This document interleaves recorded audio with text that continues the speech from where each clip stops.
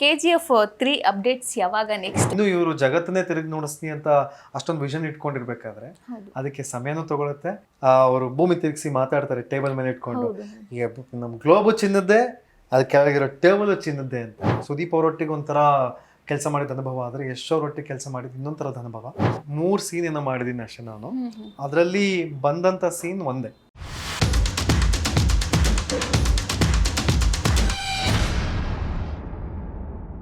So KGF 3 updates ಯಾವಾಗ next? KGF 2 ಅಲ್ಲಿ ನಾನು CBI ಆಫೀಸರ್ ಆಗಿದ್ದೆ. ಈಗ KGF 3 ಬರಬೇಕು, ಬರುತ್ತೆ ಅಂತ ಅವರೇ ಹೇಳಿದಾರಲ್ಲ ದೊಡ್ಡವರು. ಐ ಥಿಂಕ್ ಯಶ್ ಅವರು ಹೇಳಿದ್ದಾರೆ, ಪ್ರಶಾಂತ್ ಸರ್ ಹೇಳಿದ್ದಾರೆ, ದೇ ಆರ್ ಇನ್ ಡಿಸ್ಕಷನ್ ಅಂತೆ. ಬಟ್ ಟೈಮ್ ಲೈನ್ಸ್ ಕಳಿತಾವಲ್ಲ, ಅವ್ರವರು ಒಬ್ಬೊಬ್ರು ಒಂದೊಂದು ಪ್ರಾಜೆಕ್ಟಲ್ಲಿ ಬ್ಯುಸಿ ಆಗಿದ್ದಾರೆ. ಯಶ್ ಅವರು ಇವಾಗ ಟಾಕ್ಸಿಕ್ ಆ್ಯಂಡ್ ರಾಮಾಯಣದಲ್ಲಿ ಬ್ಯುಸಿ ಇದ್ದಾರೆ. ಅಡ್ಗೇನ್ ಪ್ರಶಾಂತ್ ಸರ್ NTR ಅವ್ರ ಪ್ರಾಜೆಕ್ಟ್ ಇದೆ, ಆಮೇಲೆ ಸಲಾರ್ 2 ಮಾಡೋ ಪ್ರಾಜೆಕ್ಟಲ್ಲಿದೆ. ಅದಾದ ನಂತರ ಏನಿದೆ ನನಗೂ ಐಡಿಯಾ ಇಲ್ಲ. ಐ ಥಿಂಕ್ ಒಂದು ಎಲ್ಲ ಟೈಮ್ ಲೈನಿಗೆ ಬರಬೇಕು. ಸಿ ಇದುವರೆಗೂ ಎಲ್ಲರೂ ಎದುರು ನೋಡ್ತಿರೋದೆ KGF Chapter 2. ನಮ್ಮ ಇಂಡಸ್ಟ್ರಿನ ನೋಡೋ ದಿಕ್ಕನ್ನ ಬದಲಾಯಿಸಿದಂಥ ಒಂದು ಪ್ರಾಜೆಕ್ಟ್ ಅದು.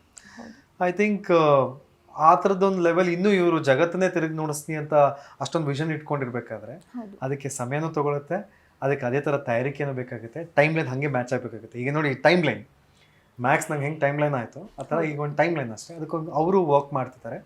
ಐ ಹೋಪ್ ನಾನು ಅದರಲ್ಲಿ ಒಂದು ಭಾಗಿಯಾಗಿರ್ತೀನಿ ಅಂತ. I am just looking forward. Yash ಅವ್ರ ಜೊತೆ KGF 2 ಅಲ್ಲಿ ಸ್ಕ್ರೀನ್ ಶೇರ್ ಮಾಡ್ಕೊಂಡಿದ್ರ. ಸೊ ಅವ್ರ ಜೊತೆ ಒಂದು ಕಳೆದಂಥ ಟೈಮಲ್ಲಿ ಒಂದು ಅನುಭವದ ಬಗ್ಗೆ ಹೇಳೋದಾದ್ರೆ?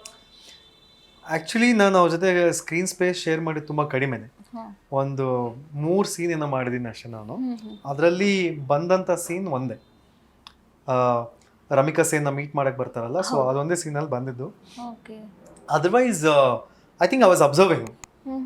ನಾನು ಇದ್ದಷ್ಟು ಸಮಯದಲ್ಲೂ ಅವ್ರ ಶೂಟಿಂಗ್ ನಡೀತಾ ಇತ್ತು, ಅವ್ರನ್ನ ಅಬ್ಸರ್ವ್ ಮಾಡ್ತಿದ್ದೆ. ಐ ಥಿಂಕ್ ಅವರು ಅಷ್ಟೇ ತುಂಬ ಒಂಥರ ವೆರಿ ಕಾನ್ಫಿಡೆಂಟ್ ಮ್ಯಾನ್ ಅಂತ ಅನ್ಸುತ್ತೆ. ಅವ್ರ ಆ್ಯಕ್ಷನ್ಸ್ಗಳು ಎಲ್ಲ ಕ್ಲೋಸ್ಡ್ ಆಗಿರ್ತಿತ್ತು, ನಮ್ಗೆ ಹೊರಗಡೆಗಳು ಅಷ್ಟು ಕಾಣಿಸ್ತಾ ಇಲ್ಲ, ಅಂದರೆ ಯಾವ ರೀತಿ ಪ್ಲ್ಯಾನ್ ಮಾಡ್ತಿದ್ರು ಅಂತ. ಬಟ್ ಅವ್ರ ಬಗ್ಗೆ ಕೇಳಿದ್ದೀವಿ, ಅವ್ರು ಎಷ್ಟು ನೀಟಾಗಿ ಪ್ಲ್ಯಾನ್ ಮಾಡ್ತಾರೆ, ಯಾವ ರೀತಿ ಇನ್ವಾಲ್ವ್ ಆಗ್ತಾರೆ ಎಲ್ಲ ವಿಚಾರದಲ್ಲೂ ಅಂತ. ಹಾಗೇನ್ is inspiring as well. I think ಅವ್ರ ಮುಂದೆ ಅವ್ರನ್ನ ಅದೇ ಆ ಒಂದು ಸೀನಲ್ಲಿ ಇರಬೇಕಾದ್ರೆ ಅವರು ಭೂಮಿ ತಿರುಗಿಸಿ ಮಾತಾಡ್ತಾರೆ ಟೇಬಲ್ ಮೇಲೆ ಇಟ್ಕೊಂಡು, ಈಗ ನಮ್ಮ ಗ್ಲೋಬು ಚಿನ್ನದ್ದೇ, ಅದು ಕೆಳಗಿರೋ ಟೇಬಲ್ ಚಿನ್ನದ್ದೇ ಅಂತ.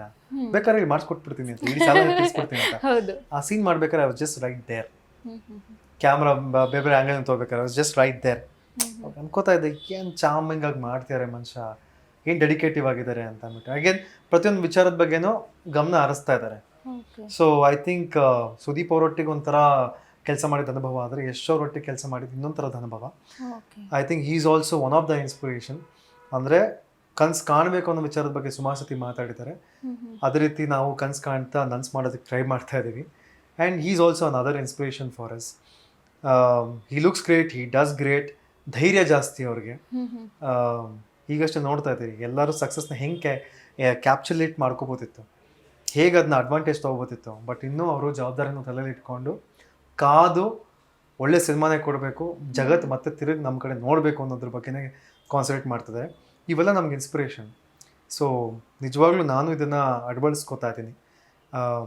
ಹೇಳ್ತಿಲ್ವಾ, I follow all my heroes. So ಎಲ್ಲ ಹೀರೋಸಿಂದನೂ ಎಲ್ಲವನ್ನು ಚೂರು ಪಡಿತಾ ಇದ್ದೀನಿ. ಎಲ್ಲರ ಮಿಶ್ರಣ ನಾನು ಆಗ್ಬೋದಲ್ಲ, ಯಾರಿಗೊತ್ತು. ಓಕೆ, ಏನು ಇವಾಗ ಮ್ಯಾಕ್ಸು ಮುಗೀತು. ಸೊ KGF 3ಗೆ ವೆಯ್ಟ್ ಮಾಡಬೇಕು. ಸೊ ಅದು ಬಿಟ್ಟು ನೆಕ್ಸ್ಟು ನಿಮ್ಮ ಪ್ರಾಜೆಕ್ಟ್ಸ್ ಯಾವ್ದ್ಯಾವ್ದಿದೆ, ನೆಕ್ಸ್ಟ್ ಯಾವ್ದು ಬರುತ್ತೆ ಅಪ್ಕಮಿಂಗ್ ಅಂತ? ಈ ಆಲ್ರೆಡಿ ಒಂದು ಸಿನಿಮಾದಲ್ಲಿ ಹೀರೋ ಆಗಿ ಮಾಡ್ತಾ ಇದ್ದೀನಿ. ಒಂದು 10 ಡೇಸ್ ಶೂಟ್ ಆಗಿದೆ. ಸೊ ನೆನ್ನೆ ಕೂಡ ಶೂಟ್ ಇತ್ತು, ಮುಗಿಸ್ಕೊಂಡೇ ಬಂದೆ. ಆ್ಯಂಡ್ another 10 ಡೇಸ್ ಬಾಕಿ ಇದೆ. So it's a real incident based, ಅದು ವೆರಿ ಸ್ಟ್ರಾಂಗ್ ಸೋಷಿಯಲ್ ಮೆಸೇಜ್ ಇರೋ ಸಿನಿಮಾ. TN ನಾಗೇಶ್ ಅಂತ ಡೈರೆಕ್ಟರು. ಸೊ ಕುಂಭ ಸಂಭವ ಅಂತ ಟೈಟಲ್.